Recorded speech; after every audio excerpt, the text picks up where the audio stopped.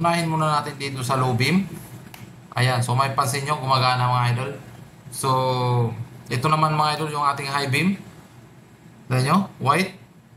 Then ito naman yung pinagsamang white at dilaw. So, ito yan. Tignan nyo mga idol.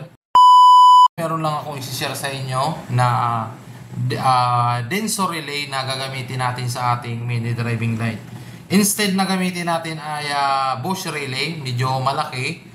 Ngayon mga idol ay paliliitin natin para mas hindi siya at para mas maliit yung espasyo na makakuha niya sa ating mga motor o doon sa ating loob ng bearings natin. So imbis na ganito ang gagamitin natin ay itong gagamitin natin. So tuturo ko sa inyo mga idol kung paano yung wiring ng ganitong relay. So meron itong 4 wire o 4 pin. Ayan. So sa 4 pin niya mga idol, meron itong pin 30, yung ito yung pinakababa. Ayan, so ito yung pin 30 natin. Ito naman yung ating pin 87 or yung ating output or yung ating load. Tapos ito yung ating trigger. So pwedeng 86 dito at pwedeng 85 dito. So baliktaran yan, walang problema dyan kung supplyan mo ito ng negative at supplyan mo naman ito ng positive. Basta kailangan mapasukan ito ng positive at negative itong dalawang silver na ito. Pero itong dalawang gold na to, ayan, ay kailangan di kayo magkamali dito. So ito yung pin 30 at ito naman yung pin 87. So pag sinaksak natin yan dito sa ating relay, ayan, so saktong-sakto naman yan. Ayan, so ganyan ang magiging appearance niya. So yung pin 30 natin mga idol ay ito. Ngayon, ang gagawin natin, i-wiring natin siya. So ito yung pin 30 natin. I-connect natin yan sa positive ng ating battery. Ayan, so lagyan muna natin ng fuse. Okay. So pin 30 ng ating relay, i-connect natin dito sa ating positive ng battery. Ayan, pin 30 to positive ng ating battery. So ganun lang kasimple mga idol. Okay? So pin 30. Ayan, so ano lang natin, electrical tape natin para sure. Si positive yan mga idol, pag dumikit yan sa body natin, short circuit yan. Ayan. So pin 30 natin, na-connect sa ating positive na ating battery. Ayan. Tapos itong trigger natin, so ito yung ating magsisilbing 85, i-connect naman natin ito sa negative ng ating battery. So negative ng ating battery ay ito. Ayan. So ito yun. So dito natin i-connect. Ayan. Ayan. So pero mamaya may kakabit pa tayo dyan. So next natin 86 natin mga idol. Yung 86 natin mga idol, since wala tayong ignition switch dito, dito pa rin natin i-connect sa ating positive ng ating battery. So ito yun, yung wire na yan.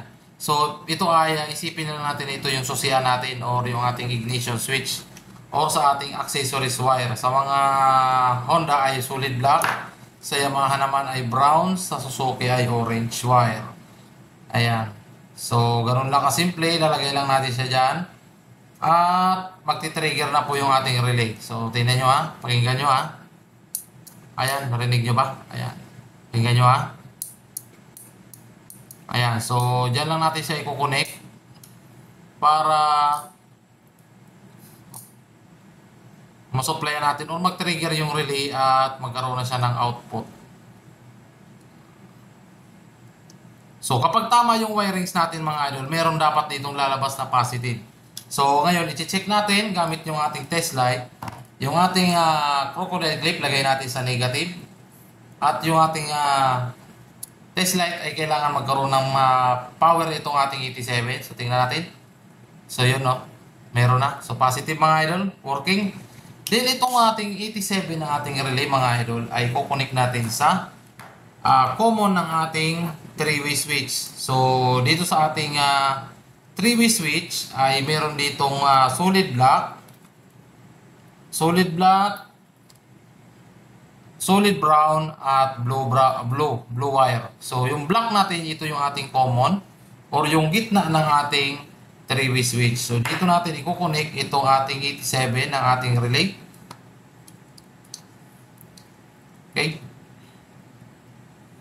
Okay. So, di na muna natin isasarado yan kasi may isasama pa tayo dyan mamaya. Next natin, dito na tayo sa ating mini driving light. Ayan. Sa mini driving light natin mga idol, meron tayong red wire, black wire, yellow wire, at white wire. So, yan ang mga kulay ng ating mini driving light. So, yung black wire natin mga idol ay automatic yan, ay ground yan. Kapag nakakita kayo ng black wire sa ating mini driving light, ay ground wire ng ating motor yan. Ayan. So, itong ground natin ay kukunik natin dito sa 86 natin. Sinama na natin dito sa black wire ng ating mini driving light. So, yan yung ating ground. Ayan. So, ilagay lang natin.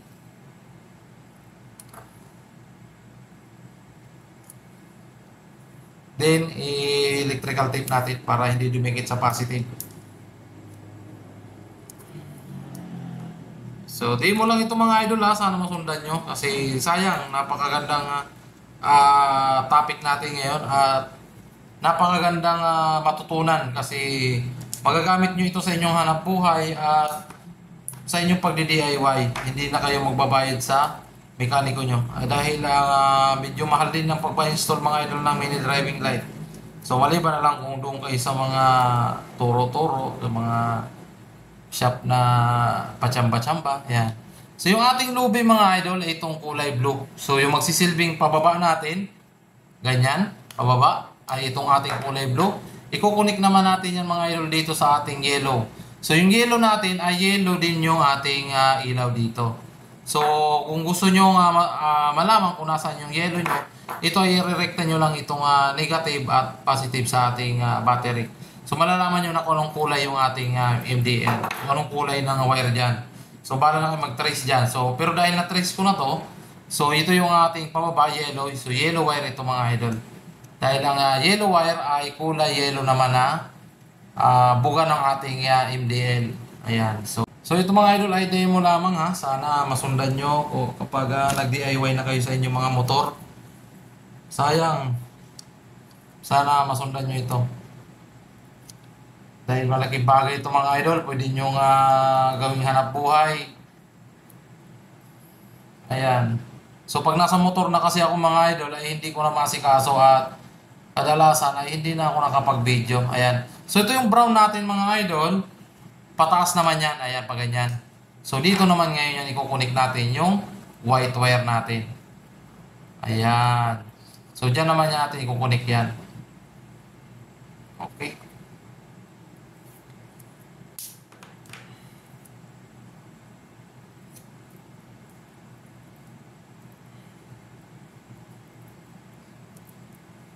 So, pero sa actual natin mga idol, hindi pwedeng ganito yung ating pagkakawiring na kailangan dito, hinihinang natin to. So next natin, so tapos na tayo mga idol, ayan ha. Dito naman tayo sa ating hollow switch. Yan, sa hollow switch natin mga idol, meron niyang common, ayan.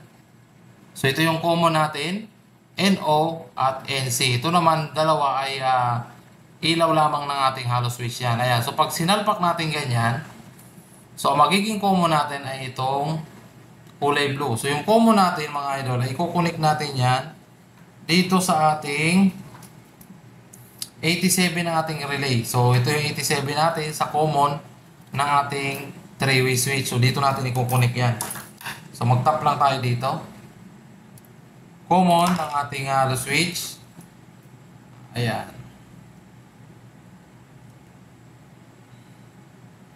So, yung common, okay?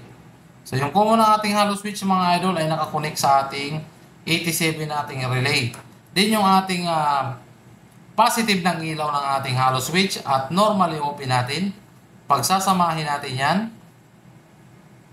Okay? Tapos ikukunik natin dito sa red wire. So, itong red wire ng ating mini driving light, ito yung pinagsamang white at dilaw.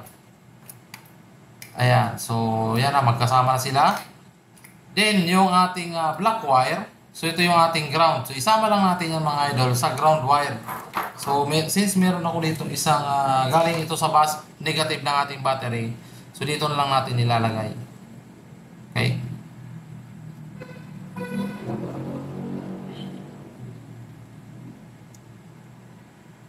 Okay, so okay na siya. So itong ating normally close ay hindi na natin gagamitin. So yan, wala na yan. Okay na yan. So ito na. Yung ating NO ng ating hollow switch nakakonect sa ating pinagsamang white at dilaw ng ating mini driving light. Tapos yung common natin nakakonect sa ating 87. At itong ating 87 naman nakakonect naman sa ating black wire.